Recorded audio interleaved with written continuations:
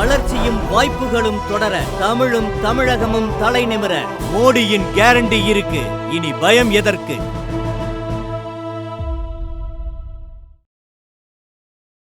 பேசு தமிழா பேசு நேயர்களுக்கு வணக்கம். நான் ராஜவேல் நாகராஜன். இன்றைக்கு நம்முடைய இந்த நேர்காணலுக்கு சிறப்பு விருந்தினராக இணைந்திருப்பவர் திருமதி பிரிசிலா ஜான் பாண்டியன் அவர்கள். பெயர்லேருந்தே தெரிஞ்சிருக்கும், தென்காசி பாராளுமன்ற தொகுதியில் தேசிய ஜனநாயக கூட்டணியின் சார்பாக போட்டியிடும் வேட்பாளர் திரு ஜான் பாண்டியன் அவர்களுடைய மனைவி. அது மட்டுமல்லாம இவங்க ஒரு வழக்கறிஞரும் கூட. தமிழ்நாடு மற்றும் புதுச்சேரி பார் கவுன்சிலுடைய எக்ஸிகியூட்டிவ் கமிட்டியின் சேர்மனா இருக்காங்க. அவங்களோடு தான் இணைந்து பல விஷயங்கள் பேச போறோம். மேம் வணக்கம். வணக்கம். எப்படி இருக்கீங்க? நல்லா இருக்கும். ஓகே. ஒரு வழக்கறிஞர், அது மட்டும் இல்லாம இன்னைக்கு தமிழகமே உற்று நோக்கக்கூடிய ஒரு தொகுதியினுடைய வேட்பாளரின் மனைவி. உங்களுடைய குழந்தைகள் உங்களை பத்தி வெளியிட்ட ரீல்ஸ் எல்லாமும் பார்த்தோம். ஸோ ஒரு அம்மாவாகவும் ஒரு ரோல் பிளே பண்ணிட்டு இருக்கீங்க. முதல்ல நான் நேர்காணலுக்குள் செல்வதற்கு முன்பாக இந்த காணொலி பார்த்துட்டு இருக்கக்கூடியவங்களுக்கு உங்களை பற்றின நான் சொன்ன அறிமுகம் தாண்டி நீங்க உங்களுடைய ஒரு அறிமுகம் கொடுங்களேன். நான் கிட்டத்தட்ட 25 ஆண்டுகளாக வழக்கறிஞர் துறையிலே உயர்நீதிமன்றத்திலையும் மற்ற செஷன்ஸ் கோர்ட்ஸ்லையும் ப்ராக்டிஸ் பண்ணிகிட்டு இருக்க அட்வொகேட்டு. என்னுடைய ஆரம்ப காலகட்டங்களில் என்னுடைய குடும்ப சூழ்நிலை சாதாரண குடும்பத்திலேருந்து தான் நான் வந்திருக்கேன். உங்களோட சொந்த ஊர் மேம்? எனக்கு சொந்த ஊர், பிறந்து வளர்ந்தது எல்லாமே சென்னை தான். But native of Tirunelveli. ஆனால் நாங்கள் பிறந்து வளர்ந்தது எல்லாமே சென்னையிலன்றதுனால ஸ்கூலிங்ஸும் சென்னையில் தான். ஒன்லி ஆஃப்டர் மேரேஜ் நான் திருநெல்வேலி பக்கம் வர வேண்டிய ஒரு சூழ்நிலை எனக்கு. பட் ஆரம்ப கட்டத்தில் நான் ஆக்சுவலி மேரேஜ் ஆன டைமில் நான் வெறும் கிராஜுவேஷன் தான் பண்ணியிருந்தேன். அதுக்கப்புறமா தான் நான் தொடர்ந்து படித்து கண்டிப்பாக நான் அட்வொகேட் ஆகணும்னு என்னோடய லட்சியம். அதுக்கப்புறமா என் லட்சியத்தை என் கணவர் நிறைவேற்றினார் அப்படின்னு தான் சொல்லணும். பிகாஸ் அவர் தான் என் மோட்டிவேஷனே, படி அப்படின்றதில் அது உறுதுணையாக இருந்தாங்க. 2 குழந்தைகளை பெற்றெடுத்து அவர்களை வளர்க்க வேண்டிய சூழ்நிலையில் அவர்களுக்கு அனைத்து கல்வியும் கொடுக்க வேணும், உயர்ந்த நிலையிலே அவர்களை கொண்டு போகட்டும் என்ற ஒரே நோக்கு தான் எங்களுக்கு குடும்பமாக. ஸோ அந்த இதில் நான் ஓரளவுக்கு வெற்றி பெற்றிருக்கிறேன்னு நினைக்கிறேன். ஓகே. ஸோ எகைன் அந்த தென்காசியோடைய இந்த தேர்தல் அந்த ஹீட் அதெல்லாம் பற்றி பேசுறதுக்கு முன்னாடி நீங்கள் சொன்னீங்க பிறந்து வளர்ந்து படித்தது எல்லாமே சென்னை தான் அப்படின்னு சொல்லிட்டு. ஸோ சென்னை டு திருநெல்வேலி திருமணமாகி வந்த அந்த நிகழ்வை பற்றி கொஞ்சம் பேசலாம்னு நினைக்கிறேன். உங்களோட அரேஞ்ச் மேரேஜா? இல்லை, என்னுடைய அரேஞ்ச்மெண்ட் கிடையாது. இவர் எங்கள் family friend actually. So we come to know each other. அப்படி தான் ஒரு பாயிண்ட் ஆஃப் டைமில் காஸ்ட் பேஸ் அப்படின்றனால எங்கள் வீட்டில் I come from Nadar community. So அந்த இஷ்யூவில் அவங்க அதை ஏற்றுக்க மாட்டோம்னு சொல்லிட்டாங்க. So there was no other way. Because once we have committed our self, ஏதாவது ஒரு விஷயத்துக்கு நம்ம அதை வேணும் அப்படின்னு நினச்சிட்டேன்னா நான் அதுக்காக நிற்பேன் எதுனாலும். அந்த மாதிரி நான் இந்த விஷயத்தில் சரி நம்ம தேர்ந்தெடுத்துட்டோம், அதுக்கப்புறம் நோ கோயிங் பேக்குன்றது தான் என்னுடைய பாலிசி. அந்த விஷயத்தில் அவரும் ஸ்ட்ராங்காக இருந்தார். So we went and we got married. Okay. So வீட்டை எதிர்த்து தான் திருமணம் செய்தீங்க? ஆமாம் ஆமாம், எதிர்த்து. முதல்ல ஜேபி சாரை பார்த்த அந்த நாள், அந்த மொமெண்ட் ஸ்டில் அது actually when I was studying 8th standard itself, என்னுடைய அண்ணனுடைய ஒய்ஃப் இங்கே திருநெல்வேலியில் எடுத்தோம். அவங்க வீட்டுக்கு இவர் ரொம்ப க்ளோஸ். ஸோ அந்த மூலமாக தான் இவரை எங்களுக்கு அண்ணி வீட்டுக்கு க்ளோஸு. அம்மா அப்பான்ற அளவுக்கு அவருடைய பழக்க வழக்கங்கள் இருக்கும். ஸோ அந்த டைமில் இவர் இருக்கும். அந்த நேரத்தில் I didn't know that he was from some other caste. அது it is not going to, அது நம்மளுக்கு ஒரு இதே கிடையாது. ஏன்னா நாங்கள் சென்னையில் வளரும்போது அந்த காஸ்டிசமே இல்லாமல் தான் வளர்ந்துருக்கோம். மற்ற ஊர்களை கம்பேர் பண்ணும்போது சென்னை யாருமே அந்த நேரத்தில் நீங்கள் என்ன காஸ்ட் அப்படின்னு யாரும் கேட்க மாட்டாங்க.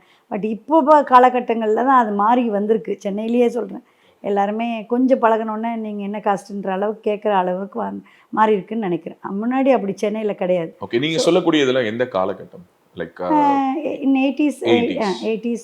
ஓகே. அப்போ ஜேபி சார் என்ன பண்ணிட்டு இருந்தாரு அண்ட் ஹவ் லைக் அண்ணி வீட்டுக்கு வராரு போறாரு அதெல்லாம் தெரியும். பட் பொதுவாகவே எல்லாரும் சொல்றது தான் அவர் ஒரு டால் ஃபிகர், பார்க்கிறதுக்கு ஒரு ரஃப் அண்ட் டஃபா இருப்பாரு. ஸோ அப்போ ஆக்சுவலி அவரை we have seen initially நான் அவருடைய ஒன் சைடு தான் பார்த்துருக்கேன்னு சொல்லுவேன். எல்லாரும் மாதிரியும் தான். ஆமாம், அவர் ரொம்ப ஃபேமிலி ஓரியன்டாக தான் இருப்பார், அன்பாக இருப்பார், எல்லாருக்கூடையும் சகஜமாக பழகக்கூடியவர். ஸோ அவரோட குணநலங்கள் எனக்கு ரொம்ப பிடிச்சிருந்துச்சு. ஸோ இவர் நம்மளுக்கு ஒரு ஹஸ்பண்டாக வந்தால் நல்லா இருக்குமே அப்படின்னு என்னுடைய மைண்டில் தோன்றிருக்கு. Maybe he is only the one star. But I had a liking for him. அதனால் ஆனால் he was the one who proposed. அவர் கேட்கும்போது ஏதாவது தயக்கங்கள் இருந்ததா, யோசனைகள் இருந்ததா, அல்லது you you just weighted for that moment அப்படிங்கிற மாதிரி உடனே ஓகே சொல்றீங்களா? அப்படின்ட்டு இல்லை. ஃபஸ்ட்டு எங்கள் வீட்டில் தான் கேட்டார் அவர். நான் என்னை கேட்கறதுக்கு முன்னே எனக்கு பிடிச்சிருக்கு அப்படின்றது சொல்லியிருக்காரு. அதுக்கப்புறமா எங்கள் வீட்டில் இது பண்ணும்போது அவங்க சாரின்னு சொல்லிட்டாங்க இல்லைன்ட்டு. அதுக்கப்புறமா நாங்கள் பேசி இல்லை அப்போது ஃபேமிலி ஒத்துக்க மாட்டேது, கொஞ்ச நாள் ஆனால் சரியாயிரும் அப்படின்ற ஒரு ஸ்டெப்பில் தான். ஆக்சுவலி ஒரு ஸ்ட்ரகிள்க்கு பிறகு நீங்க வெளியில வந்து திருமணம் செய்து கொண்ட பிறகு 2 குடும்பங்களும் அக்செப்ட் பண்ணிக்கிட்டாங்களா? அக்செப்டன்ஸ் லெவல் எப்படி இருந்தது? பிகாஸ் இல்லை, இன்னைக்கு எங்கள் ஃபேமிலி வந்து அக்செப்டன் லெவல்னும் போது they totally wanted to deny me from the family. They tend like me எல்லாம் அப்படி ஆயிடுச்சு. But we had a struggle for 2 years, 2 to 3 years.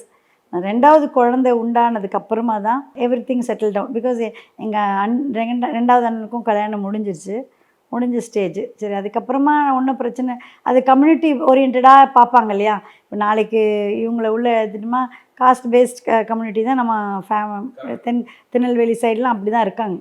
So அது மேபி அதுக்காக வீட்டில் அவாய்ட் பண்ணாங்களா என்னன்னு தெரில. But after my second conceivement only they took me into the house. பொதுவா ஜேபி சார் பத்தி சொல்லும்போது நீங்க சொல்லக்கூடிய அந்த 80s உடைய காலகட்டம்லாம் அவர் வந்து மிக தீவிரமா ஒவ்வொரு ஊரா போயிட்டு நிறைய அடக்குமுறைகளுக்கு எதிராக அவர் பேசி மக்களை ரிவோல்ட் பண்ண காலகட்டங்கள். ஸோ அப்போ அவர் ஒரு ரிபலா வெளியில ஒரு பார்வை ஒரு பக்கம், இன்னொரு பக்கம் அவரை பற்றின விமர்சனங்களும் இருந்திருக்கும். எப்படி அது எல்லாத்தையும் அந்த நேரத்துல ரிசீவ் பண்ணீங்க? அந்த அந்த யங் ஏஜ்ல அது எப்படி இருந்தது உங்களுக்கு அந்த மொமெண்ட்ஸ்? ஆக்சுவலி நான் அவரை அதான் சொன்னேன்னே, அவரை வந்து மைண்ட் அளவு அவருடைய ஹார்ட் அளவு எனக்கு நல்லா பிடிச்சிருந்தனால தான் ஐ டுக் ஹிம் இன் மை இதுன்ட்டு. அதுக்கப்புறமா அவரோட கல்யாணம் பண்ணி அவரோட இருக்கும்போது ஆரம்ப கட்டங்களில் எனக்கு உண்மையிலே அது ஒரு பெரிய விஷயமா தான். பிகாஸ் என் ஃபேமிலி வந்து ரொம்ப என்ன சொல்கிறது, என்னுடைய ஃபாதர் வந்து ஒரு பேங்க்கில் எம்ப்ளாயியாக இருந்தார். He was a manager. அப்போது எங்களுடைய குடும்பம் வந்து ஒரு கூட்டு குடும்பமாக கிடையாது. It's only a small family. நாங்கள் 4 பேர் தான். எனக்கு 2 அண்ணன்கள். ஒரு கிளியர் ஒரு பவுண்டரிஸ், ஒரு குட்டி ஒரு குட்டி ஃபேமிலி. ஒரு உலகம், ரொம்ப சின்ன உலகம் மாதிரி. எங்கள் அப்பா ஒர்க் பண்ணுறதை வச்சு நாங்கள் ஃபேமிலி நடத்துகிறோம். அப்படி தான் எங்களுடைய இது. ஒன்லி சிங்கிள் லேர்னிங் அப்படி போச்சு. அப்போது அது தாண்டி திடீர்னு இப்படி ஒரு சர்க்கம்ஸ்டன்ஸுக்கு வரோம். எல்லாமே நிறைய வந்தால் எப்போவுமே வீட்டில் ஆட்கள் இருக்கும். கல்யாணாணி வந்ததுனாலும் அவரை பார்க்குறதுக்கு எக்கச்சக்கமான ஆட்கள் வருவாங்க. அப்போது அதுக்கு நிறைய சாப்பாடு அந்த மாதிரி சமாச்சாரங்கள்லாம் நிறைய இட் இஸ் நாட் வெரி, நாங்கள் 4 பேருக்கு தான் சமைச்சு பார்த்துட்டு போது இங்கே வந்து நம்ம நிறைய பேருக்கு சமைக்க வேண்டிய சூழ்நிலை எனக்குலாம் இருந்துச்சு. But I liked it. I didn't rebel or I didn't want to come out from that. I liked. கூட்டத்தை வந்து நான் விரும்பினேன். அவரை வந்து எல்லாரும் அரவணைச்சு அவரை வந்து போற்றுறதை பார்த்து எனக்கு ரொம்ப ஒரு பெருமையாக தான் இருந்துச்சு. அப்புறமா அவரோட ஆனால் என்ன ஒன்று, ஒரு பக்கம் அவரை பெருமையாக பார்த்தாலும் மக்கள் மத்தியில் அவரை இருந்தாலும், மற்றொரு பக்கம் வந்து அவரை வந்து ஒரு கண்ணோட்டம் வந்து பொது தளத்தில் அவருடைய கண்ணோட்டம் வந்து ஒரு மாதிரி ரவுடிசம் பண்ணுறவர் அப்படின்ற ஒரு ப்ரொஜெக்ஷனை தான் மற்ற அரசுகள் மூலமாக கொடுத்துட்டு இருந்தாங்க. அவர் வந்து ஒரு மக்களின் குறைகளுக்காக கொடுக்குற கூக்குரலை வந்து தவறான முறையில் அவர் பயன்படுத்துறது மாதிரி ஒரு பொற்றையல் வந்து அந்த காலகட்டங்களில் இருந்துச்சு. நீங்கள் சொல்கிறது 80லேருந்து 90 வரைக்கும். ஆமாம், 90 2000 வரைக்குமே இருந்துச்சுன்னு தான் சொல்லணும். அப்போது அப்போது எந்த ஒரு விஷயத்துக்காக அவர் குரல் கொடுத்தாலும் அங்கே ஏதாவது ஒரு பிரச்சனையை கலவரம் மாதிரி உருவாக்குறது யாருன்றதும் நம்ம யோசிச்சோம்னா, சில நேரத்தில் அரசியல் ரீதியாக பயணிக்கிறவங்க வேணும்ன்ட்டே அது ஒரு எமோஷ்னல் இதை கொண்டு போய் அந்த இடத்த ஒரு இதாக ஆக்கிடுறது. ஸோ அங்கே வந்து இவர் தான் பலிகாடா ஆவார். இவர் வந்தார், அந்த இடத்துல இப்படி ஆச்சு அப்படின்னு உடனே அவர் மேலே நிறைய கேசஸ் வந்து 120EBயில் தான், அதாவது சர்க்கம்ஸ்டன்சல் அப்படின்ற மாதிரி தான் கொண்டு வந்து அவரை நிறைய கேஸ், கிட்டத்தட்ட 55க்கு மேலே கேசஸ் வந்து அவர் மேலே கிளியர் பண்ணியிருக்கேன்னு சொல்லணும். நான் நீங்களே நான் வழக்காடியிருக்கேன். நான் மற்றவர்களை வைத்து வழக்கறிஞர்களை வைத்து. இப்போ உங்க கம்யூனிட்டியை பற்றி நீங்கள் சொன்னதுனால நீங்கள் ஒரு நாடார் சமூகத்தை சேர்ந்தவர்னு சொன்னீங்க. பெரும்பான்மையாக தென் மாவட்டங்களில் திருநெல்வேலி, தென்காசி, தூத்துக்குடி, கன்னியாகுமரி வரைக்குமே டென்ஸாக வாழக்கூடிய ஒரு சமூகம். அதே மாதிரி அவருடைய சமூகமும் தேவேந்திரகுல வேளாளர் சமூகமும் இந்த மாவட்டங்களில் ரொம்ப அடைச்சு டென்ஸாக தான் வாழ்கிறாங்க. ஆனால் வாழ்வியலாக பார்த்தா இவங்களுடைய வாழ்வியலும் வேறு வேறு தளத்தில் இருந்தது. எப்பயாவது அவர் கூட நீங்கள் ட்ராவல் பண்ணி ஒரு சில ஊர்களுக்கோ கிராமங்களுக்கோ போகும்பொழுது இவங்களுக்காக இவர் நிற்கிறது தான் ரொம்ப சரின்னு ஏதாவது ஒரு மொமெண்ட்டில் நீங்கள் ஃபீல் பண்ணியிருக்கீங்களா? அந்த ஒரு கூஸ் பம்ப்ஸ் வந்து ஒரு மொமெண்ட்னு எங்கேயாவது உங்களை கூட்டிட்டு போகும்போது அந்த உணர்வு உங்களுக்கு கடத்தப்படும்? கரெக்ட். இப்போ நான் வந்து அந்த கம்யூனிட்டியாக இருந்தாலும் நான் சொன்னேன்ல, நான் வளரும் போதோ படித்த போதோ அந்த கம்யூனிட்டி பேஸ்டு எனக்கு அவ்வளோவா ரொம்ப அது சார்ந்து நாங்கள் போகலை. பிகாஸ் வி இல்ல வர் மோர் இன் ஆஃப் சிட்டி. இன்னொன்னு உங்களோட ரிலீஜியஸ் பிலீஃப்ஸுமே அது வந்து மோர் ஆஃப் காஸ்ட் சிஸ்டத்துல இருந்து ஆமாம், கிறிஸ்டியானிட்டியில் பேஸ் பண்ணி நம்ம வளர்ந்தனால அப்படி. ஆனால் when I came into இது நம்ம கல்யாணம் ஆகி நான் தென் மாவட்டத்தில் வசிக்க வேண்டிய ஒரு சூழ்நிலை வரும்போது தான், அப்போது இங்கே வந்து செல்வின் நாடாருன்றது ரொம்ப பெயர் பெற்ற ஒரு என்னுடைய பிரதர் அப்படின்ற ஸ்டேஜில் இருந்தார். இஸ் ரிலேட்டட் டு மீ, கசின்ற மாதிரி வரும். அது இங்கே வந்ததுக்கப்புறமா தான் அந்த உறவின் முறையே எனக்கு தெரிஞ்சுக்கிட்டேன். அப்போ அவர் வந்து நல்லாவே எங்கள் கூட பயணித்தார். இப்போ இவரோட மச்சான் அப்படின்னு தான் கூப்பிட்டுக்குவாங்க. அந்த அளவுக்கு உண்மையிலேயே என்னுடைய சொந்த அண்ணன் தம்பிகள் இருக்கிறதை காட்டும் அவர் வந்து நல்லா க்ளோஸாகவே இருந்தார். அப்போது நிறைய பிரச்சனைகள் வரும்போது அவர் ஃபோன் பண்ணி சொல்வார், தங்கச்சி எதாக இருந்தாலும் எனக்கு கூப்பிடு, மச்சான் இல்லைனாலும் நான் இருக்கேன் அப்படின்ற அளவுக்கு சொல்வார். ஸோ அந்த இது பாண்டேஜ் இருந்துச்சு. But very sorry to say, ஒரு 1993 94 நினைக்கிறேன் அவரை திடீர்னு ஒரு விஷயத்தில் அவரை இது பண்ணிட்டாங்க. அது வந்து ரொம்ப வருத்தமான ஒரு விஷயமா இருந்துச்சு. பட் வாட் டு சேன்றது தெரியல, காலகட்டம் அந்த மாதிரி ஒரு சூழ்நிலை. அப்போவும் அந்த விஷயங்கள்லாம் பார்க்கும்போது கொஞ்சம் சில நேரத்தில் பயந்தேன். அப்போ தான் நான் ரொம்ப வெறியாக வந்து கண்டிப்பாக நம்ம வந்து ஒரு லாயராக ஆகணும் அப்படின்றது. ஆக்சுவலி என்னுடைய எய்மே சின்ன வயசுலேருந்தே எனக்கு ஒரு அட்வொகேட் ஆகணும் அப்படின்றதுல. But because of these interference, இந்த என்னுடைய படிப்பு தடைப்பட்டுச்சு அந்த காரியங்களில். என்னால் எங்கள் வீட்டில் வந்து அப்போது லாயராக வரணும்னா அப்போ அது வந்து இது டென்ட் என்கரேஜ் மீ. லாயர்னாலே அது ஒரு ரஃப் அண்ட் டஃப்பான ஒரு ஃபீல்டு அப்படின்றதுனால தான் நான் பிஎஸ்சி ஜுவாலஜி இதில் சேர்ந்து அப்படியே வந்தேன். அப்போ அதுக்குள்ளே வி காட் மேரிடு, அது கட்டாச்சு. அதுக்கப்புறமா ஐ ஸ்டடிடு இதுன்னு. அப்போது அந்த காலகட்டத்தில் எனக்கு என்னென்னா, இவர் இந்த சமூகத்துக்காக போராடுகிற ஒரு போராளியாக இருந்தார். அப்போது இவரை வந்து ஒடுக்கணும், அடக்கணும் அப்படின்றது தான் போலீஸோடைய திட்டமாக இருக்கும். ஃப்ரீக்வெண்ட் அரெஸ்ட் இருக்குமா? ஆமாம், ஃப்ரீக்வெண்ட். அதாவது எதான் சொல்கிறேன்னா, இன்றைக்கி அவர் போகிறாரு ஒரு விஷயம், நிறைய மீட்டிங்ஸ் ஒவ்வொரு கிராமங்களாக போவார். வீட்டில் தங்குறதுனே குறைவாக தான் இருக்கும். வெளி மாவட்டத்துக்கு போயிட்டாங்கன்னா வரதே கொஞ்சம் ஒரு 1 வீக் ஒரு வாட்டி தான் வருவாங்க அப்படி. அப்போது நான் வந்து பிள்ளைய வச்சுட்டு தனியாக தான் இருக்கிற மாதிரி இருக்கும். மேபி அவங்க ஃபேமிலியும் அப்பா அம்மாலாம் பக்கத்தில் இருந்தாலும் I was coming out from some other இதுன்னும் போது ஐ ஹேட் தட் அந்த பிரச்சனை எனக்கு இருந்துச்சு. அவங்க ஃபேமிலியிலையும் ஒன்றா இருந்தாலும் அவங்க என்னை பார்த்த விஷயங்கள் கொஞ்சம் முதல் ஆரம்ப கட்டங்களில் என்ன இருந்தாலும் வேறு கம்யூனிட்டியில் வந்தவ அப்படின்றது தான் இருந்துச்சு. ஸோ எனக்கு ரொம்ப ரிலேட்டிவ் சைடில் எனக்கு அந்த கோஆப்ரேஷன் அந்த ஆரம்ப கட்டங்களில் இல்லை. அப்படி இருக்கும்போது தான் என்னுடைய மகன் வந்து பிறந்த சமயம்தான். அப்போது வந்து மகன் பிறந்திருக்க சமயத்தில் இந்த போடி கலவரம் நடந்தது. அப்போது வந்து போடி கலவரமும் அந்த டைமில் வந்துச்சு. அப்புறமா செம்பட்டி கலவரம், செம்பட்டியில் ஒரு கலவரம்ன்ட்டு ஒரு குண்டாஸ் போட்டு உள்ளே வைக்கிறாங்க. அப்போது இவர் அரெஸ்ட் பண்ணிட்டாங்க. நானும் குழந்தையும் தான் வீட்டில் இருக்கோம். எங்கள் மாமா வந்து வீட்டில் எப்பவுமே அவர் ஃப்ரண்ட்டில் தான் படுத்திருப்பார். அப்போ படுத்திருக்கும்போது போலீஸ் வந்து வருது. எங்கேயோ பஸ் எரிக்கிறாங்க, போடி கலவரம் டைமில் பஸ் எரிக்கிறாங்க. உடனே வந்து நம்மளுடைய ஆட்கள் தான் அது பண்ணாங்க அப்படின்ற மாதிரி வீடெல்லாம் வந்து சுற்றி ஒரே நாய் எங்கள் வீட்டில் வச்சுருப்போம். அந்த நாயெல்லாம் அடித்து அதுங்களை எடுத்து வண்டியில் போட்டு அவங்க கொண்டு போயிட்டாங்க. வீட்டில் இருந்த மேலே டிவி ஆண்டனா, ஃபோன் வயர்ஸ் எல்லாத்தையுமே எடுத்துகிட்டு ஒரு அட்ராசிட்டியே நடத்துனாங்க அந்த வீட்டில். பட் எங்கள் மாமாவையும் கூட்டிகிட்டு போகிறதுன்னு போட்டாங்க. எங்கள் மாமா, நீ திறந்து வெளியே வராதம்மா அப்படின்ற மாதிரி அவர் சொல்லிட்டார். ஸோ திறந்து வெளியே வர முடியல. என்ன நடக்குது வெளியே அப்படின்றது எனக்கு தெரியாது. ஸோ எல்லாமே அந்த இரவு வந்து ஒரு பெரிய கொடூரமான ஒரு இரவாக தான் இருந்துச்சு. ஆமாம், அதை இன்னும் என்னால் அந்த மலரும் நினைவுகளாகவே இருக்குது. அந்த நேரத்தில் வந்திருந்தோம்னா உள்ளே வந்து எல்லாத்தையும் இது பண்ணியிருப்பாங்கன்னு, தரங்கன்னு தான் அவங்களுடைய ஃபோர்ஸ், திறக்க முடியாதுன்னு. அன்றைக்கு நான் முடிவெடுத்தேன், இதுக்கு வந்து ஒற்றுக்கட்ட நம்ம வந்து நம்மளுக்கு சேஃப்டி இது மட்டும் இல்லை, இதுக்கு அதிகாரமாக நம்ம நின்னாதான் நம்ம இதை ஜெயிக்க முடியும் அப்படின்றதுக்கு தான் நான் இந்த ஃபீல்டை தேர்ந்தெடுத்து நான் அதுக்கு படிக்க போனேன். ஸோ வழக்கறிஞராக நீங்கள் படித்து முடித்து உங்களுடைய அதாவது ஜேபி சாருடைய வழக்குகள் எடுத்து வழக்காடினது ஒரு பக்கம், பல்வேறு வழக்குகளும் நீங்கள் வழக்காடி இருப்பீங்க. இவர் மேலே புனையப்பட்ட வழக்குகள் நீங்களே சொன்னீங்க, கிட்டத்தட்ட ஒரு 55 வழக்குகள்லேருந்து நானே வெளியில் கொண்டு வந்திருக்கேன்னு. நிறைய வழக்குகள் கடந்து வந்தாலுமே குறிப்பாக ஒரு 8 ஆண்டுகள் அவர் சிறையில் இருந்த அந்த காலகட்டம் பற்றி எல்லோருமே சொல்கிறதுனால கேட்குறேன். How you manage those 8 years and ஒரு லா, அப்போதைக்கு நீங்கள் வழக்கறிஞராக இருந்தீங்க. நான் 97 நான் லா கிராஜுவேஷன் முடித்தேன். From that time I was enrolled and I was practising இன் இங்கே நம்ம திருநெல்வேலி செஷன்ஸ் கோர்ட்டில் தான் ப்ராக்டிஸ் பண்ணேன். நாங்கள் தான் எங்கள் ஆஃபீஸ் தான் அந்த கேஸையே எடுத்து நடத்தணும்.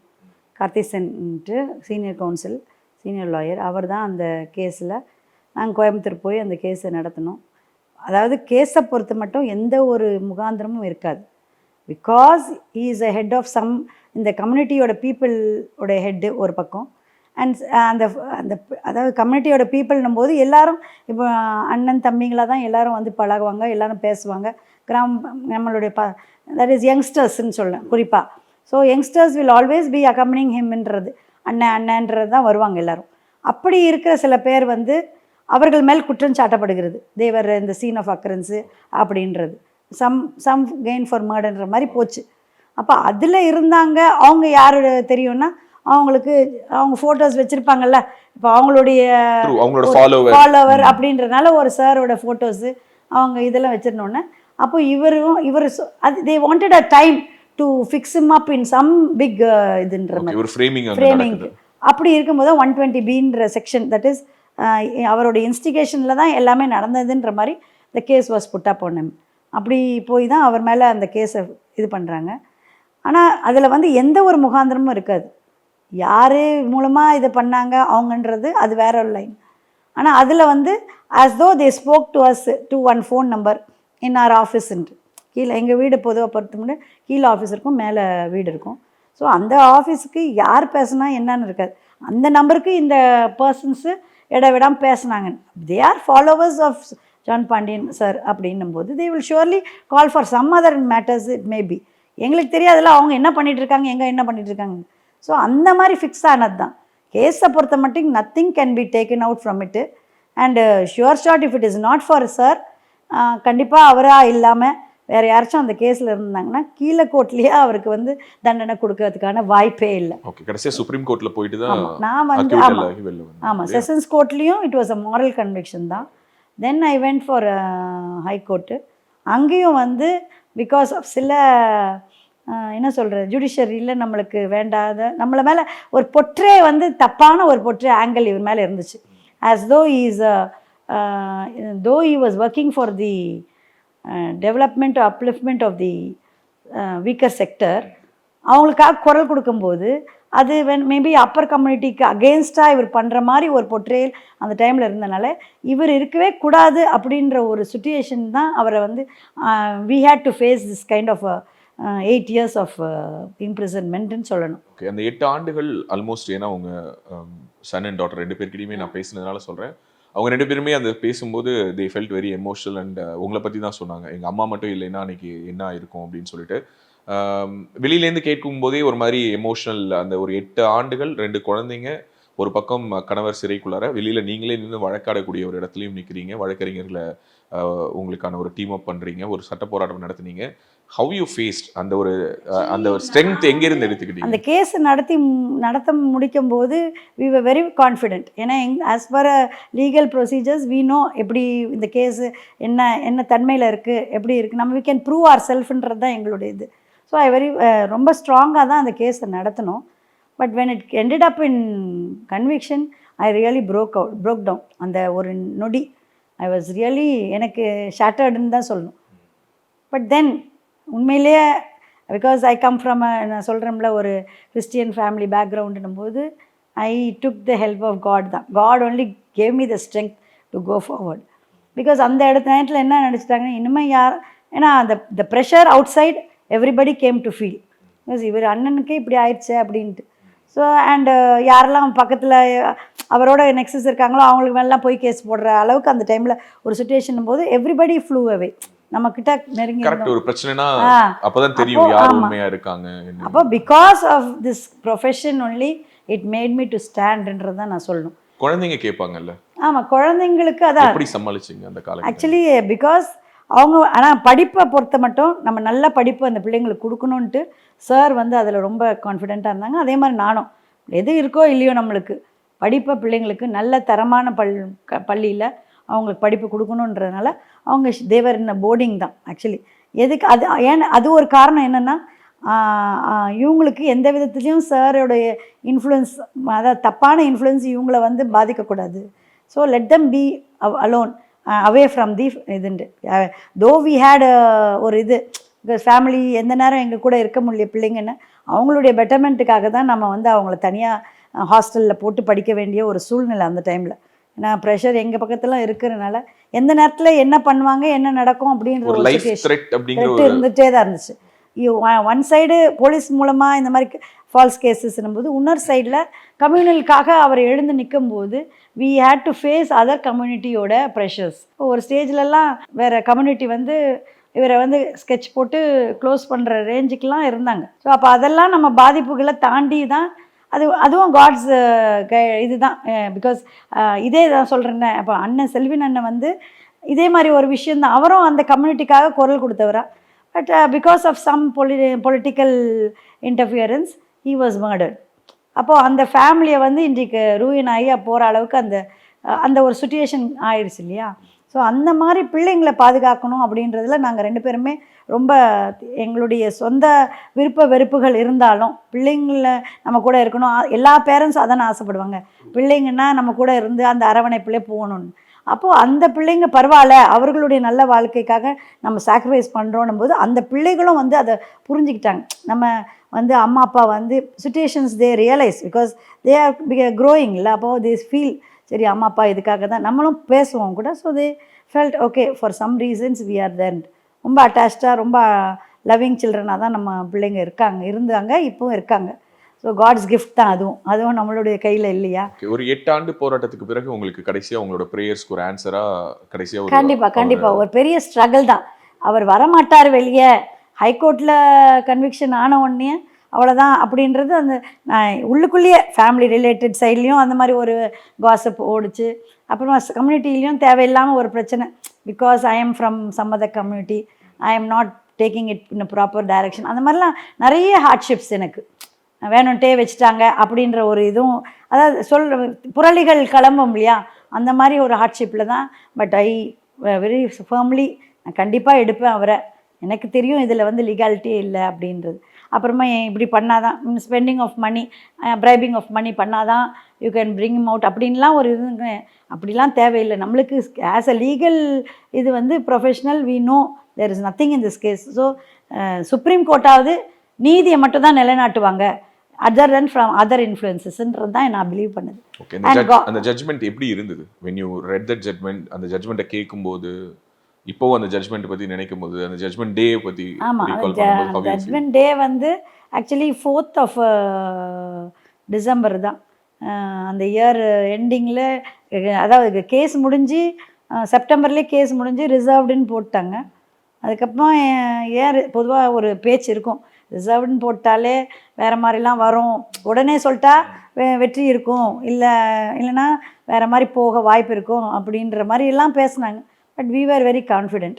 நிச்சயமாக இந்த அட்வொகேட் ஓவர் த ஹாஃப் டேன்ட்டு வச்சுருந்தோம், அவரும் சிறப்பாக ஆர்கியூ பண்ணி நல்லபடியாக எங்களுக்கு அக்யூட்டல்னு சொல்லும்போது வி ஆர் வெரி என்ன சொல்கிற அந்த it was a burst of இது தான் ஜாய் தான் அன்றைக்கு. I faced a burst of sorrow in 2001 2004 when he went inside. But அதே மாதிரி பர்ஸ்ட் ஆஃப் ஜாய் தான் when he came out in 2010. So almost இந்த அக்யூட்டலுக்கு பிறகு அவர் வெளியில் வந்த பிறகு அவருடைய அரசியல் பாதையில் அது ஒரு செகண்ட் இன்னிங்ஸ்ன்னு சொல்லலாம். அவராது ஜான் பாண்டியன் வெர்ஷன் 1, 2, 3ன்னு சொல்லி பார்த்தோன்னா 80கள்லேருந்து 90 வரைக்குமான காலகட்டம் ஒரு பீரியடு. அதற்கு பிறகான ஒரு காலகட்டம், ஒரு அரசியல் ரீதியிலான ஒரு அங்கீகாரத்தை அவருக்கு, அதாவது அவர் எங்கே பயன்படுத்திக்கணுமோ அங்கே தான் பயன்படுத்திக்கிட்டாங்க. ஒரு இயக்கமாக அவர் அங்கீகரிக்காமலே பல அரசியல் கட்சிகள் அவரை பயன்படுத்தி கொண்ட காலகட்டம்னு ஒரு காலகட்டம்லாம் இருந்தது.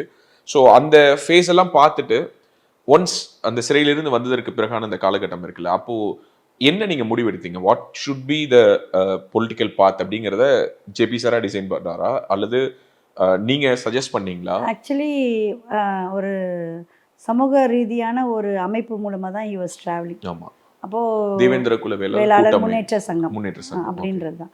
தென் அகெயின் அப்படி இருக்கும்போது தான் he joined in 91ல் பாட்டாளி மக்கள் கட்சியில் he joined. அப்புறம் மாநில இளைஞரணி ஆமாம் இருந்தார். பட் அந்த சங்கம் இருந்துட்டு தான் இருந்துச்சு.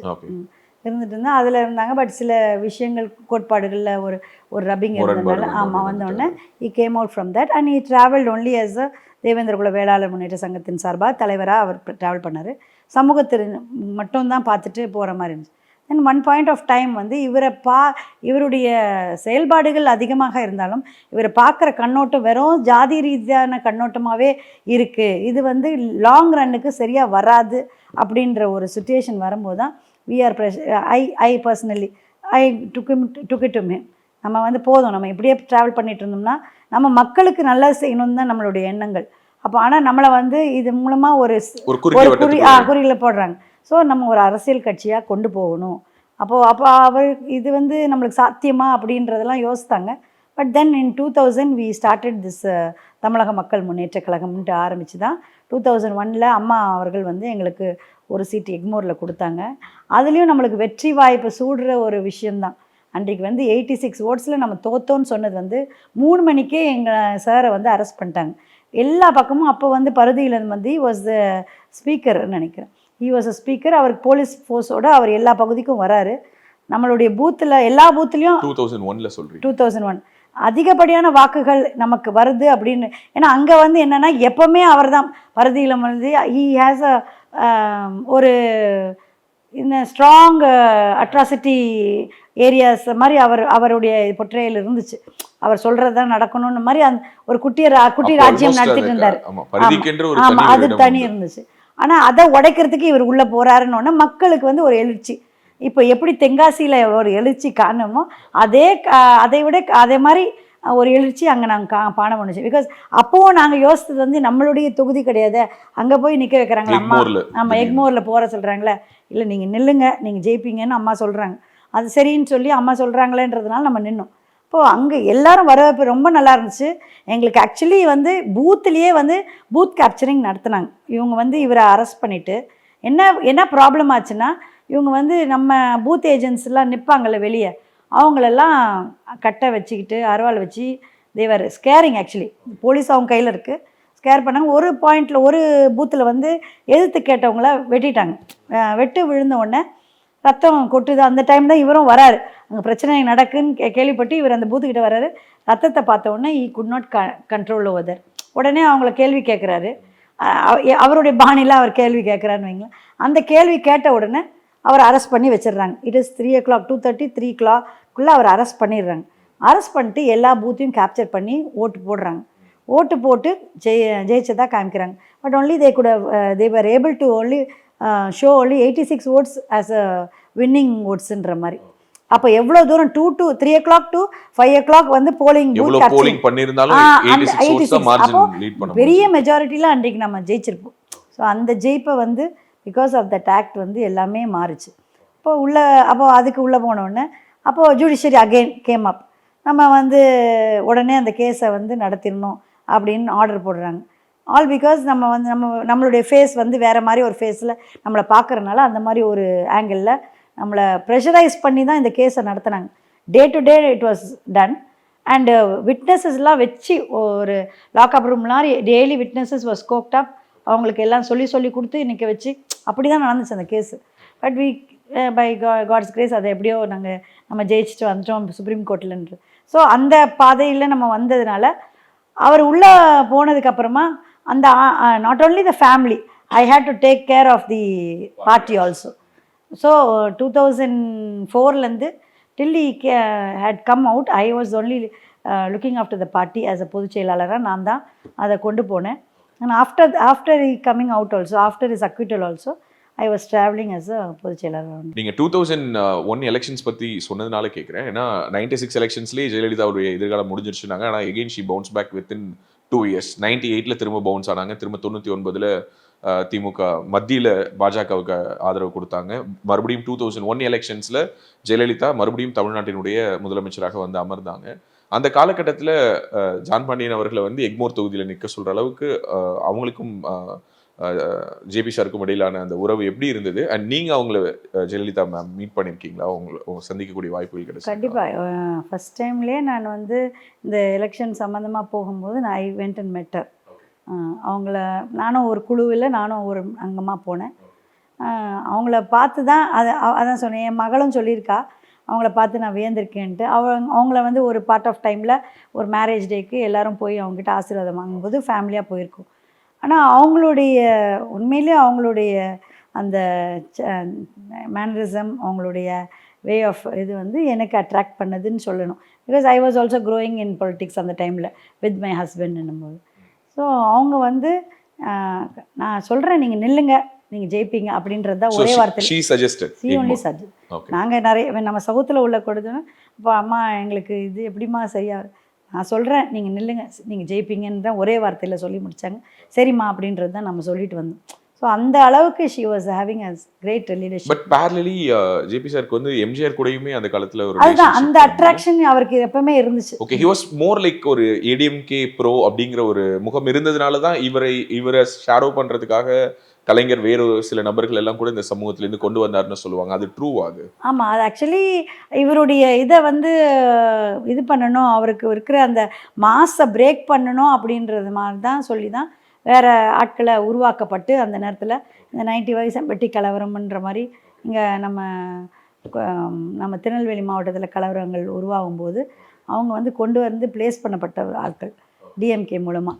ஸோ அந்த மாதிரி அது அந்த நேரத்தில் மக்கள் இல்லை, நான் கிளியராக அந்த கேள்வியை முன் வைக்கணும்னு நினைக்கிறேன். அதாவது ஜேபி சாருக்கு வந்து ப்ரோ ஏடிஎம்கே ஃபேஸ் தான் அப்பையில இருந்தேன்னு கேட்குறேன். அதாவது ஜெயலலிதா, எம்ஜிஆர் அந்த மாதிரி அவருக்கு ஒரு லைஃப், எம்ஜிஆர் மேலே அவருக்கு ஒரு நல்ல ஒரு இது, பிகாஸ் பிஃபோர் மேரேஜ் எனக்கு அது தெரியல, ஈ ஹட் மெட் எம்ஜிஆர்ஜி. அவர் கேட்கும்போது அவரை பார்த்துருக்காரு. ஸோ அந்த இதில் அவர் அந்த டைம் ஆமாம் தேர்தலுக்காக அப்போ தான் முதல் சந்திக்கிறாங்க அவங்க. They was meet up over there in Tirunelveli. He had come down to Tirunelveli to meet சார்ன்ற மாதிரி சொன்னாங்க. ஸோ அந்த இதுலேருந்து அவருக்கு ஒரு அஃபினிட்டி இருந்துச்சு, இல்லைன்னு சொல்ல.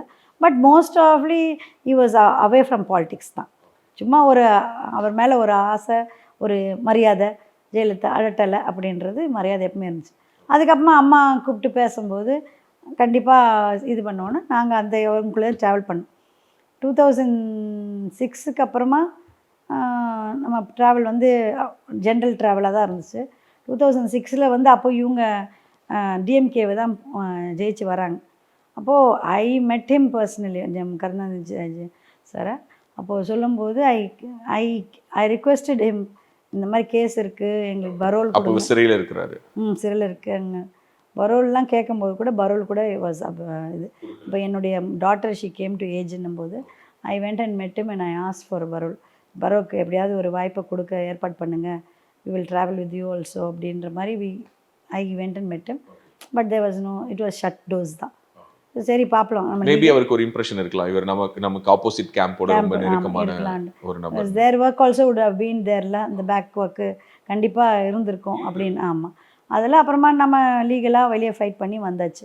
ஆஃப்டர் இஸ் கம்மிங் அவுட்டு 2011 இன்னும் விகரஸாக தான் ட்ராவல் பண்ண ஆரம்பித்தோம். இப்போ நம்ம வந்து வெறும் கம்யூனிட்டி பேஸ்டாக இல்லாமல் நம்ம எல்லா மக்களுக்கும் நம்ம ஆக்சுவலி முதல்லேருந்தே நம்ம கம்யூனிட்டி பேஸ்டுன்னு சொல்லி நம்மளுடைய முகம் அப்படி காமிக்கப்பட்டாலும் எல்லா மக்களும் யார் வந்து சாரை சேர்னால முடியும் இந்த விஷயம், சார் பேசினா தலையிட்டால் முடியும் அப்படின்னு யார் அவரை தேடி வந்தாலும் எந்த காஸ்ட் க்ரீட் இல்லாமல் எல்லாருக்கும் உதவி செய்யக்கூடிய குணம் படைத்தவர் தான் அவர். அதே மாதிரி நானும் அவரோட இணைந்து நம்ம அரசியல் ரீதியாகவும் பயணித்ததுனால எங்களுடைய வேலைகளே, எங்களுடைய பாலிட்டிக்ஸே வந்து எல்லா மக்களுக்கான பாலிட்டிக்ஸாக தான் இருந்துச்சு ஒழிய தனி மனிதனுக்கு தனி சமூகத்துக்குன்றது கிடையாது. 2011 எலெக்ஷன்ஸில் கண்டெஸ்ட் பண்ணல, 11 எலெக்ஷனில் கண்டெஸ்ட் பண்ணல, 16ல் வி கண்டெஸ்டட். அதில் எனக்கு கண்டெஸ்டட்னா actually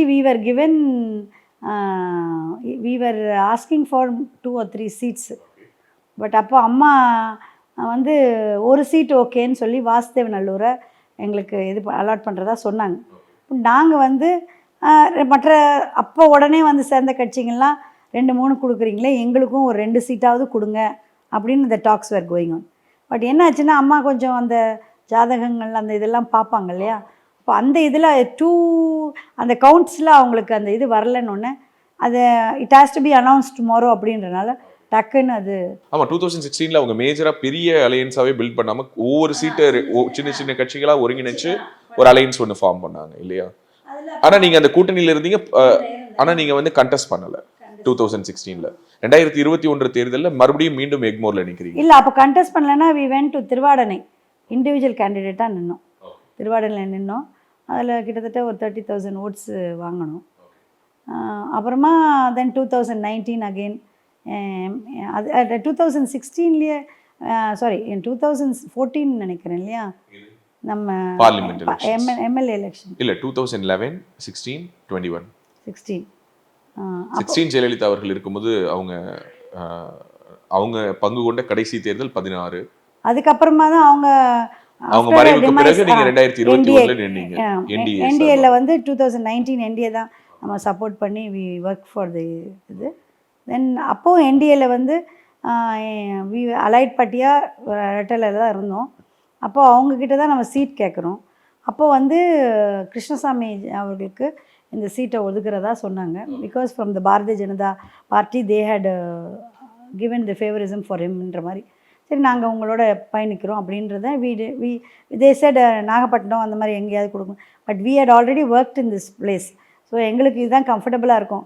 so we will work with you, we don't want to stand in this election, will be accompanying you in this எலெக்ஷன்ற மாதிரி தான் சொல்லி தான் நம்ம ஒர்க் பண்ணோம். அதில் நம்மளுடைய மிகுதியான ஓட்டுகள், தேவேந்திர குல வேளாளர் மக்களின் ஓட்டுகள் சார் போய் ஒவ்வொரு பகுதியிலையும் இது பண்ணி அம்மாக்கே நல்லா அரவணைச்சு ரொம்ப சந்தோஷப்பட்டாங்க. எல்லா பக்கமும் இது பண்ணேன். அந்த 16ல் சொல்கிறேன். அப்போ 19ல் மோடிஜிக்கும் தெரியும் when the meetings were going on, எல்லா இடத்துலையும் இந்த மாதிரி ஒரு இவருடைய பங்களிப்பு நல்லா இருந்துச்சுன்றது தெரியும். அதன்படி நல்ல என்டிஏ கூட்டணியும் வெற்றி பெற்றது. அதுக்கப்புறமா 2021 அதில் நம்மளுக்கு கொடுப்போம் அப்படின்னு வாக்குறுதி கொடுத்துருந்தார் இடைப்பாடி ஆயர். கண்டிப்பாக உங்களுக்கு நீங்கள் கேட்குற சீட்டு ஓபிஎஸ் அண்ணனும் அப்போ ஒன்றா இருக்காங்க. உங்களுக்கு கண்டிப்பாக because I travel with them and go for all the this committee மீட்டிங்ஸில் போகும்போது நிச்சயமாக உங்களுக்கு கொடுப்போம் அப்படின்னு தான் 19ல் அஷ்யூர் பண்ணுறாங்க. அந்த அஷூரன்ஸில் we work with them though we didn't get the parliament seat in Tenkasi. That time also we demanded for Tenkasi தான். 2021ல் நாங்கள் கேட்குறது இங்கே வந்து வாசுதேவநல்லூர் தொகுதி கேட்குறோம், அப்போ ஸ்ரீவில்லிபுத்தூர் கேட்குறோம், நிலக்கோட்டை கேட்குறோம். அப்படி ஒரு 4-5 தொகுதிகளை நாங்கள் கேட்குறோம். அதில் ஏதாவது 2 தொகுதியை கொடுங்க அப்படின்னு தான் கேட்குறோம். சரி பேசுவோம்னு சொல்கிறாங்க. கடைசி நிமிஷத்தில் அம்மா இருக்கும்போது உங்களுக்கு எக்மோர் தானே கொடுத்தாங்க, திருப்பி அதே எக்மோரை கொடுக்குறோம். சாருக்கு ரொம்ப டிப்ரெஸ்ட் ஆகிட்டார். பிகாஸ் நம்மளை நம்ப வச்சு ஏமாத்துனாங்க அப்படின்றது மாதிரி 19லேயே சொல்லிடுறாங்க. அப்போ 21ல் வந்து இப்படி ஒரு இதாக விஷயம் வருதுன்னும் போது அப்போ வி கூல் டவுன் சார், ஏண்டா நம்ம இருப்போம், இட் இஸ் நாட் எலெக்ஷன், இந்த இதுலன்னா பார்த்துக்கலாம், நம்ம பண்ணோம்ல அப்போ 86 தானே இப்போ பண்ணுவோம் அப்படின்னு சொல்லி தைரியப்பட்டு then we all came into the field. ஆனால் what was the difference before and ஆஃப்டர்னா, அம்மா இருக்கும்போது அங்கே இருக்கிற பொறுப்பாளர்கள்லாம் அப்படியே கட்டுக்கோப்பாக வச்சுருந்தாங்க. அவங்க சொல்கிறதுக்கு மிஞ்சினது செய்யவே கூடிய ஆட்கள் அங்கே இல்லை. எல்லாமே அவர் அம்மா சொல்கிறதுக்கு முன்னாடியே அவங்க சேர்ந்து முடிச்சிருவாங்க அந்த மாதிரி. பட் இப்போது நாங்கள் உள்ளே வரும்போது யாருமே கோஆப்ரேஷன் சுத்தமாக இல்லை. எல்லாருமே மற்றவர்களுக்கு விலை போனவர்களாக தான் இருந்தாங்களே ஒழிய, ஏன்னா எப்போவுமே அவங்களுக்கு என்னென்னா எப்போவுமே இங்கே வந்து டிஎம்கே தர யாருமே வரமாட்டாங்க, நம்ம ஏடிஎம்கே வராதுன்ற மைண்ட் செட்டு அவங்களே யோசித்து வச்சுருக்காங்க பார்ட்டி மென்னே. ஸோ பரந்தாமன் நின்னார். அப்படி தான் ஒரு யோசனை. நாங்கள் ஃபீல்டு ஒர்க்கு இதே மாதிரி தான் ஃபேமிலியாக தான் ஓரியன்டாக நம்ம பண்ணோம் அப்போது. ஆனால் அந்த டைமில் அந்த situation because of their lack of cooperation நம்ம வந்து அங்கே வெற்றி பெற முடியாத ஒரு சூழ்நிலை வந்துச்சு 2021ல். ஸோ அப்படின்னா நீங்கள் சொல்லக்கூடிய இந்த ஜேர்னி வச்சு பார்க்கும்போது நீங்கள் 2024 கேண்டிடேட் அனௌன்ஸ் பண்ணும்போது நிறைய பேர் சொன்னாங்க திடீர்னு தென்காசியை கொடுத்துட்டாங்க. ஸோ திடீர்னுலாம் கொடுக்கல, இட்ஸ் லாங் ஜேர்னி இல்லையா? பல வருடங்களாக மறுக்கப்பட்ட வாய்ப்பு, பல வருடங்களாக நீங்கள் கேட்டிருக்கீங்க, ஒர்க் பண்ணியிருக்கீங்க, இவ்வளோ விஷயம் நடந்தது பல பேருக்கும் தெரியாது. ஆமாம், அதாவது என்டிஏ கூட்டணியில் நாங்கள் ட்ராவல் பண்ணிகிட்ருக்கோம் 10 ஆண்டுகளா. ஆமாம் 10 ஆண்டுங்களா. நம்மளுடைய தேவேந்திர குல வேளாளர் அப்படின்ற அரசாணை நம்ம பெற வேண்டும் அப்படின்றது தான் முதல் கட்டம். இது அந்த கோரிக்கையே மோடிஜி அவர்கள் உடனே அதை நம்மளுக்கு சேர்ந்து கொடுத்தாருன்ற அந்த ஒரு நன்றி கடன், நம்ம எப்பவுமே நன்றி உள்ளத்தோடு நம்ம செயல்படக்கூடியவர்கள். ஆனால் அந்த இதில் தான் நம்ம 2021லேயும் வெளியே வரக்கூடாது இதுலேருந்து, நம்ம சரி அந்த கூட்டணி நம்மளுக்கு வேணும், நம்ம போகணுன்றதுனால தான் எக்மோர் கொடுத்தாலும் அதில் வேலை செய்து அதை வந்து ஒவ்வொரு டைமும் நம்ம ரிப்போர்ட் பண்ணிக்கிட்டே இருந்தோம். அப்புறமா முடிஞ்சதுக்கப்புறமாவும் நம்ம மாவட்ட செயலாளர்கள் செய்த விஷயங்கள், மற்ற ஒன்றிய செயலாளர்கள் பண்ண விஷயங்கள் எல்லாத்தையும் எழுதி கொடுத்தாலும் எந்த ஒரு இதுவும் அவங்க மேலே ஆக்ஷனும் எடுக்கவே இல்லை. சரி அப்போ நம்மளை வேணும்ன்ட்டே பழி வாங்கப்பட்ட ஒரு வேட்பாளராக தான் நம்ம நின்றோம். ஏன்னா யார் அதை வாங்கினதுக்கு அப்புறமாவே நீங்கள் ஏன் இதை வாங்கினீங்க அப்படி தான் இருக்கும். எங்ககிட்ட வந்து கேட்டேன் ஆரம்ப கட்டமே உள்ளே போகும்போது, அண்ணன் ஏன் இதை போய் வாங்கிட்டு வந்தீங்க, இந்த சீட்டை ஏன் நான் கேட்டீங்க, ஏதோ நாங்கள் கேட்டு வாங்கின மாதிரி தான் மக்கள். அதை புரிய வைக்கிறதுக்கு எங்களுக்கு முடியாத ஒரு சூழ்நிலை. நம்ம வந்து எதை கொடுத்தாலும் நாம் எவனாலும் செயல்படுத்த முடியும் அப்படின்றத காமிக்கணுன்றது தான். சரி நமக்கு இன்றைக்கி இது கொடுத்துக்கப்படாது, இந்த டாஸ்க்கை நம்ம முடித்து காமிப்போம், நம்ம நிச்சயமாக வெற்றி பெற செய்ய முடியும் அப்படின்னு அவரும் சொல்கிறார். நான் எல்லாம் கிளியராக இருக்கும், உங்களுக்கு கோஆப்ரேஷன் நல்லா இருக்கும்ண்ணே, நீங்கள் போங்க அப்படின்றாரு.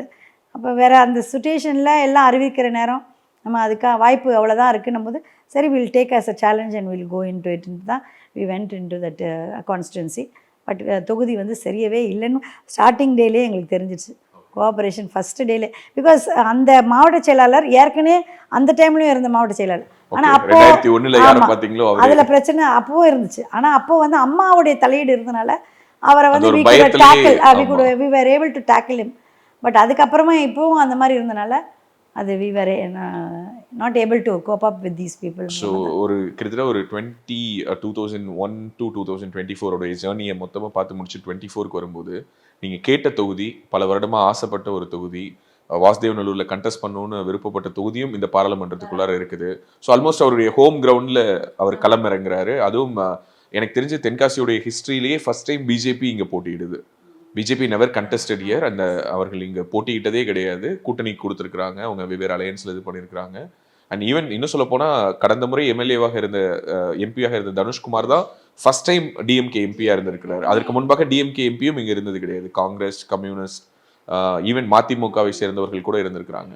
ஸோ இந்த தொகுதியில் தென்காசியில் ஜான் பாண்டியன் சார் தான் வேட்பாளர்னு அறிவிக்கப்பட்ட பொழுது how you felt? we were very happy because ரொம்ப ஆண்டுகள் கிடைச்சு நம்ம வந்து எந்த தொகுதியை கேட்கிறோமோ அது ஆத்மாத்மாக நம்மளுக்கு கொடுக்கப்பட்டது மோடிஜியால் அப்படின்ற அரசால். நம்ம கேட்கறது கிடைக்கிறதே ஒரு சந்தோஷம். அதுதான், அதுவே அன்றைக்கு நம்ம வெற்றி பெற்ற மாதிரி ஒரு சந்தோஷம்.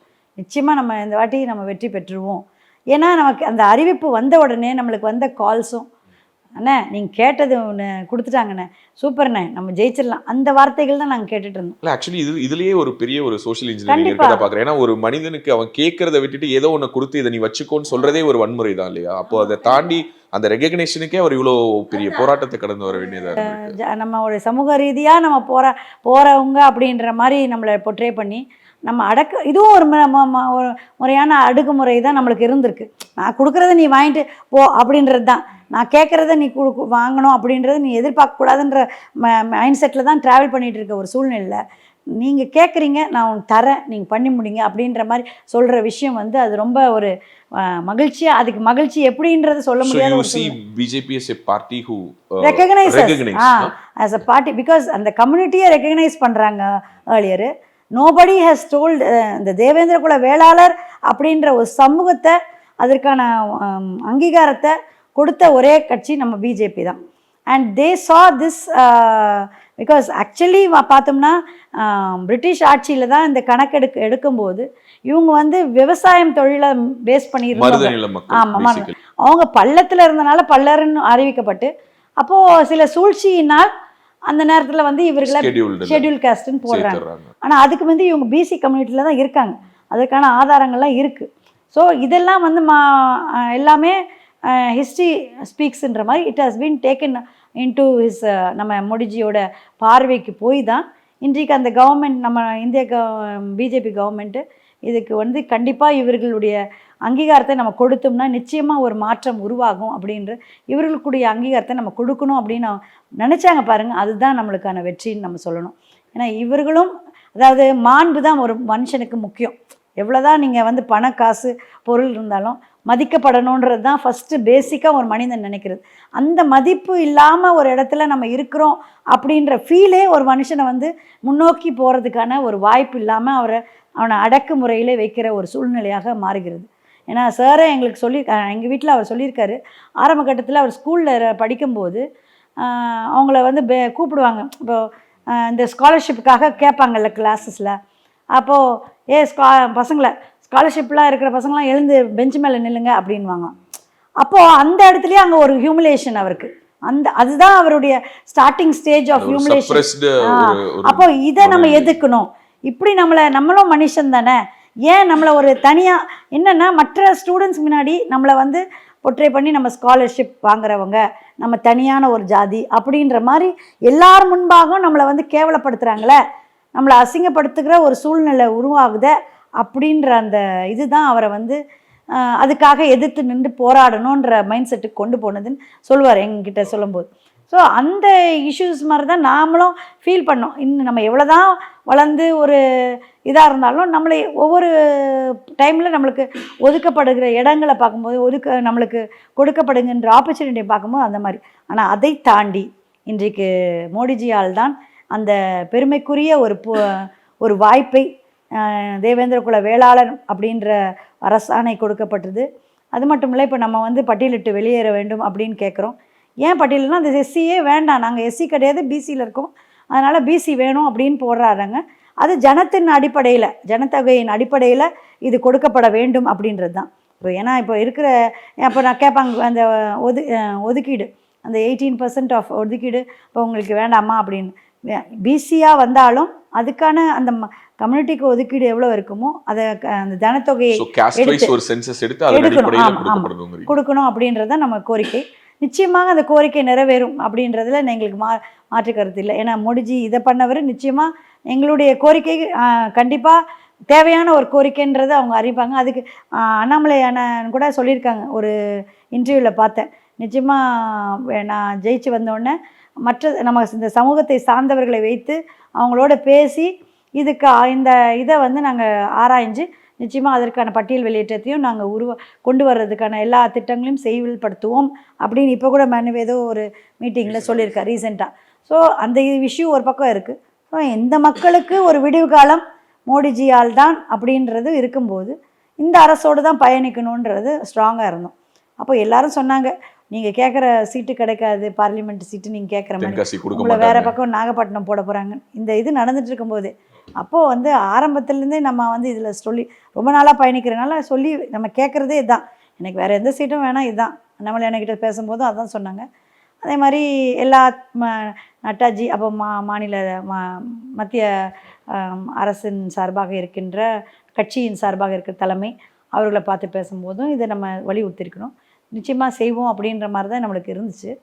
அந்த மாதிரி கடைசியில் வரைக்கும் அந்த இது வந்து நம்ம கேட்டது நிறைவேற்றப்பட்டது அப்படின்னு தான் சொல்லணும். ஓகே, பல எகைன் ஆல்மோஸ்ட் ஒரு 24 days ஆஃப் கேம்பெயின் இன்றோடு இந்த வீடியோ வெளியாகும் போது பிரச்சாரமும் முடிவடையுது. ஒரு 25 daysல நீங்கள் தென்காசியை சுற்றி வலம் வந்திருப்பீங்க. அதுக்கு முன்னாடி எத்தனையோ தடவை நீங்கள் வந்திருப்பீங்க. அதற்கு முன்பாக வந்த ஒரு பார்வைக்கும் இப்போது வேட்பாளருடைய மனைவி நிறைய இடங்களுக்கு நீங்கள் போகிறீங்க, தனிப்பட்ட முறையில் பேசுகிறீங்க, வெவ்வேறு சமூக மக்களை சந்திக்கிறீங்க. ஒரு சில இடங்களுக்கெல்லாம் போகும்பொழுது என்ன புரிஞ்சுக்க முடியுதுன்னா, ஸ்டில் இங்கே மக்களுக்கு தேவையான விஷயங்கள் இன்னும் போய் சேராமலே இருக்குது. கிட்டத்தட்ட ஒரு 50-60 ஆண்டு கால திராவிட ஆட்சியில் இன்னமும் அடிப்படை வசதிகள் கூட கிடைக்காத, குடிநீருக்கு அலையக்கூடிய, கஷ்டப்படக்கூடிய, கழிப்பிட வசதி இல்லாத மக்கள் எல்லாம் பார்க்குற சூழல்லாம் இருக்குது. உங்களுக்கு இதுவரை பார்த்ததுக்கும் இப்போ பார்க்கறதுக்குமான வித்தியாசமாக ஏதாவது உணர்றீங்களா? Like how you connect people's emotion? நம்ம உள்ளே வரும்போது, அதாவது எலெக்ஷன் கேம்பெயினுக்குள்ளே வரும்போது சொன்னாங்க, இந்த மாதிரி இங்கே வந்து தேவரும் இருக்காங்க, தேவேந்திரவங்களும் இருக்காங்க, ஈக்குவலாகவே இருக்காங்க அப்படின்றது தான் நம்மளுக்கு கொடுக்கப்பட்டு. அண்ட் ஒன் பார்ட்டில் வந்து நாடாஸும் இருக்காங்க. பொதுவாக சவுத்துனாலே கம்யூனல் பேஸ்டாக தான் இருக்கும் அப்படின்றது. ஆமாம், அது எப்பவுமே இருக்கிறது. அப்போ இங்கே நீங்கள் ஒரு சிலர் கேட்டது, எப்படி நீங்கள் இது பண்ண போகிறீங்க அப்படி, அதுவும் இப்போது வந்து கிருஷ்ணசாமி அவரும் சேம் கம்யூனிட்டி அப்படின்ற மாதிரி அதை தாண்டி 4 பேரும் ஒரே இருந்தாலும் 2 ஜாதி தலைவர்கள் அப்படின்ற ஒரு முத்திரை வந்து சொல்லப்பட்டது. 2 கட்சியினுடைய மாநில தலைவர்கள் ஒரு தொகுதியில தான் மோதுறாங்க and they are working against in the same community ரேஞ்சுன்ற மாதிரி இருக்கும்போது நீங்கள் எப்படி வெற்றி வாய்ப்பை சூட முடியும் அப்படின்னு ஒரு சூழ்நிலை இருந்துச்சு. But we were very confident. ஏன்னா நாங்கள் ஏற்கனவே ஒர்க் பண்ணியிருக்கோம் இங்கே. இப்போ மக்களுடைய மனநிலை தெரியும்.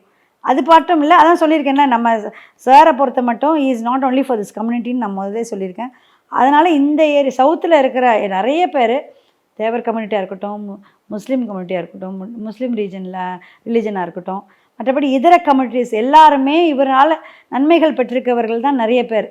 அப்போது நன்மைகள் தான் இவர்களுக்கு நம்ம சார்பாக என்ன உதவிகள் செய்ய முடியும், அவங்களுக்கு தேவைகள்னால் ஏதாவது பிரச்சனை அவங்களுக்கு யாராவது கிட்ட காசை கொடுத்துருப்பாங்க, அதை கொடுக்க வாய்ப்பு இல்லாமல் இருக்கும், மாட்டிக்கிட்டு இருப்பாங்க, ஏதாவது ஒரு பிரச்சனையில் மாட்டுவாங்க. இப்போ நம்ம வந்து அவங்களுக்கு அந்த உதவிகளை லீகலாகவும் உதவி செய்திருப்போம். அப்புறமா மற்றபடி பேசி சமாதானப்படுத்தி அந்த மாதிரி அந்த மாதிரி இஷ்யூஸ்லாம் பண்ணியிருப்போம். இப்போ நிறைய பேர் எல்லாமே பேஸ்டாக இருக்கும்போது நம்மளுக்கு ஃபோன் மூலமாக தொடர்பு கண்டவங்க நிறைய பேர், அண்ணே நம்ம ஜெயிச்சிருவோம் கண்டிப்பாக, அப்படி தான் எங்களுக்கு வந்தது. ஆனால் ஒரு பக்கம் இந்த ஆன்டி ஃபோர்ஸ் இருக்கும் அப்படின்னாங்க.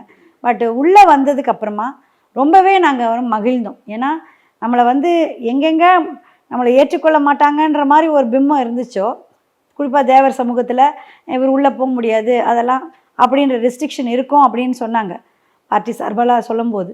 ஆனால் அங்கே தான் நிறைய ஆரவாரங்கள் நம்மளை ஏற்றுக்கொண்டு நம்மளையும் ஒரு இவர் தான் சரியான வேட்பாளர் இந்த தொகுதியிலன்னு. ஏன் அப்படின்னா காலமாக டிஎம்கே, காங்கிரஸ், கம்யூனிஸ்ட்டு அப்படின்றவங்க வந்து இங்கே வந்து எம்பிஸாக வந்திருக்காங்க.